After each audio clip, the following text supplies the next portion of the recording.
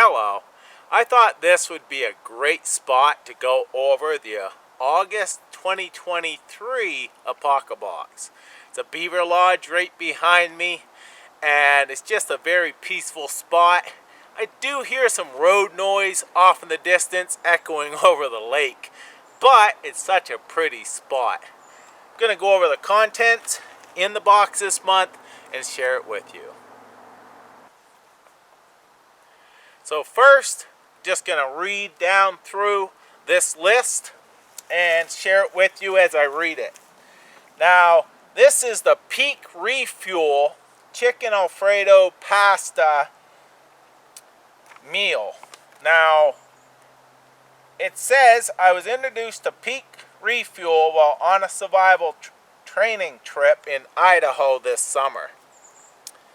Having tried about every brand of freeze-dried food over the years, I was instantly impressed with Peak Refuel's flavor and meal offerings. So I've had Peak Refuel and I enjoy it as well.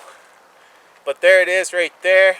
It's 2 servings, 53 grams of protein in this. That's why I love the Peak Refuel, just because it offers a lot in one package. Next is the Midwest Woodcraft Pine Bow Drill Socket. Handcrafted in the heart of Illinois by Midwest Woodcraft. This pine wood bow drill socket is ready for you to add the finishing touches with paint or shellac and paracord lanyard. A frictionless ball bearing is already installed for bow drill fire starting. There it is right there. You can see the bearing in it. Works well. And it has a little lanyard hole here. But they give you this shape just so it fits great in your hand for a bow drill. And I see me using this, many times in the future for sure, since I love bow drill fires. Now, next is the Fiskars 7-inch folding bush saw, lifetime warranty.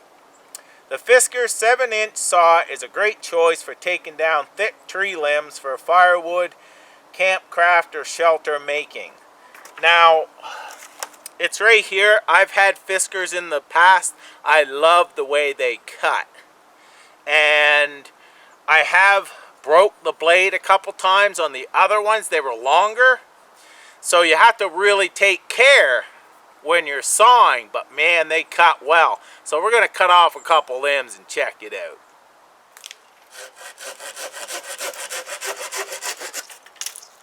Now that there is about an inch. It's about an inch and a half.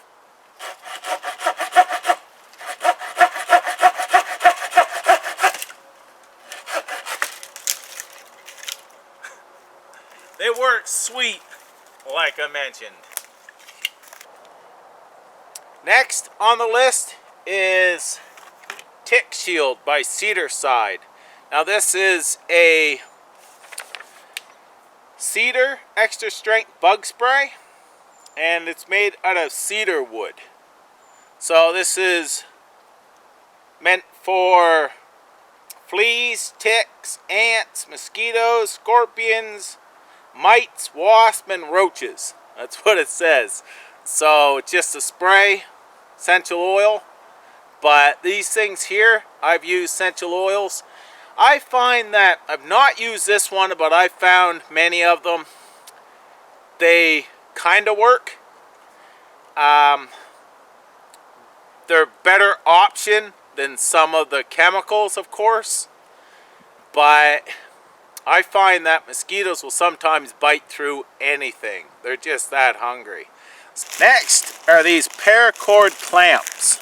They're all individually wrapped in here so they don't get marred up in this pouch. But it's basically, you can make a line across with paracord that fits paracord and clip a bunch of things around camp. It's just one of those devices that you may want around camp. And I'm not quite sure how many's in here. Let's count them. There's 1, 2, 3, 4, there's 5 of them in this bag. And I'm sure they'll come in handy around camp, and they don't weigh anything. So just great to have in a pack, just in case you need them. Now this was pretty neat. This here is a survival fish snare. And how this works, I use, if I'm setting fish bank lines and so on and so forth, I'll use a 7-notch type. But how this works is, this is a swivel. I put my line to my fishing rod on this, or a bank line, and I tie it's about 6 inches or so of line on this with my hook on it, and this swivel right on here, you tie it to this, that's where your hook goes. This just comes down and hooks. If you look at this right here, this end, so you bend it down like that. I'll get this in here and then I'll show you. Okay, come on. There we go. Right like that. Now this is going to be hooked to your main line, and your fishing line is going to go up through this eye and onto this. So when a fish actually bites, it's going to pull this down and slip over there, and then it automatically snags your fish. That's the way that works. That's pretty cool.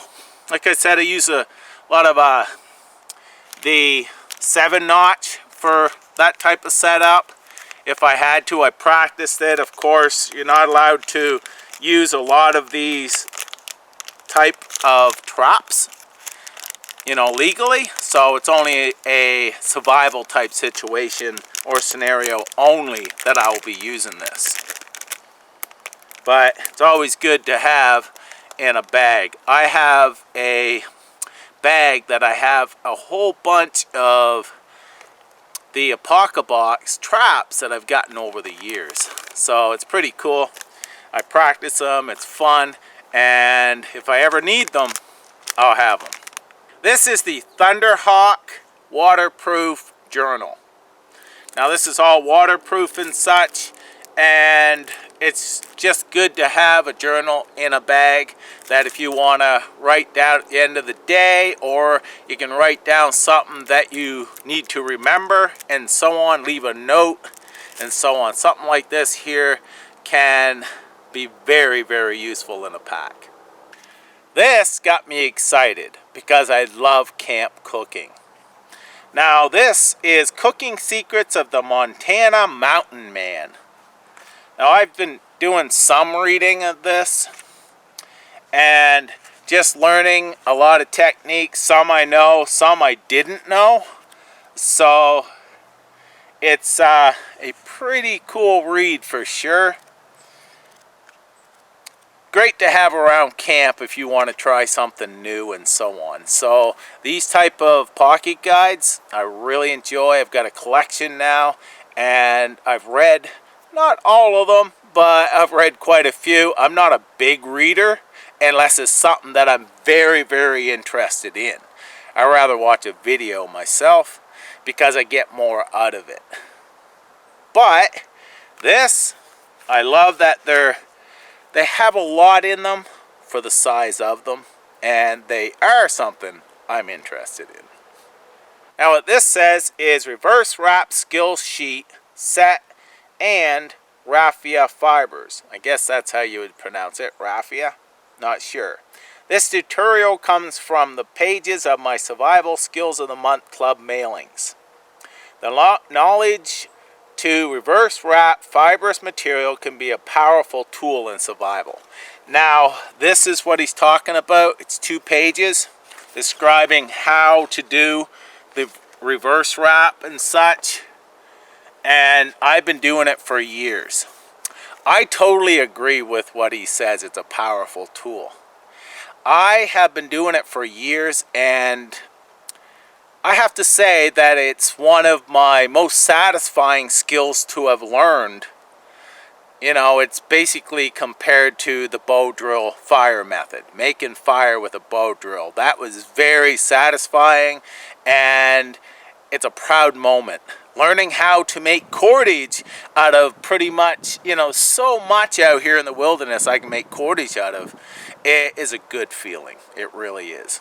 So they gave us 2 pieces of this material called raffia. There's 1 piece there. You can see what it looks like. I've already reverse wrapped a piece of this. There was 2 of them. And I've already reverse wrapped this one. You can see how it looks. So this is a strong piece of cordage that you could do a lot with. And they take knots very well and such, so it's great material. And I have never used it before, so that's what I love about the Apocabox, is I get to try fibers and such that I would never have used, probably never be able to in a lifetime, be able to use something like this, a different species that I do not have in my own woods. So that's what I love about Apocabox, is many things, you know, that they provide that I never would have been able to use otherwise.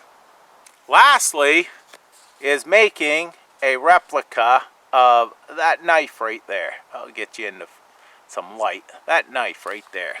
What this says, the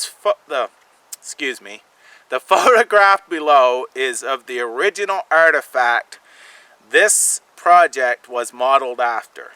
This extraordinary bone-handled knife, which dates to 1350 AD, was recovered from an unusually dry soil layer at the Sheep Rock Shelter site in Huntingdon County, Pennsylvania. It has a finely chipped black chert blade and a handle made from a section of deer rib that was carved with stone tools. The meaning of the inscription designs and symbols is unknown. So what they have given us is a little kit that we can make a replica. There's the blade right there, and that's the handle. Also, apparently mine fell out of the box. I didn't close it up well enough. This here, you can heat it up and draw marks on it and such to make it your own. What I'm thinking is I'm pretty sure, if not I'll make one. I have a flint blade or chert that I can put in this handle instead and use authentic resin glue that I made years ago. So I might actually make this even more authentic by using a chert blade and the resin glue that I made years ago. If that's something that someone may want to see in a video, we'll see if we can do that for you. Let me know in the videos if you'd like to see that. So this here is just a nice little project for hafting a blade and such. This blade, actually, I used it already, and it carves pretty nice. I gotta watch it doesn't fall out and slice my finger because it's double-edged, but it does actually carve pretty nice and make a nice little skinner and such. I would probably myself, I don't need double-edged, I would probably, you know, dull one edge so then I could put my finger up and such and use it for carving and so on a little better myself. But yeah, this is pretty neat. And the reason it's sharpened on both sides is because the flint or the chert that was used back in the day was sharpened on both sides. This will be a pretty cool little project. And that is the skills challenge of the month. So that is the Apocabox for August. and there's a lot of gear in there that I will use and I am going to enjoy. So another great box by Creek and the gang, and stay safe, have fun for the rest of the summer. You know, if it's ending for you as it is here, you know, have fun and get out and enjoy nature and this time of year as long as you have it. I want to wish you all the best and take care.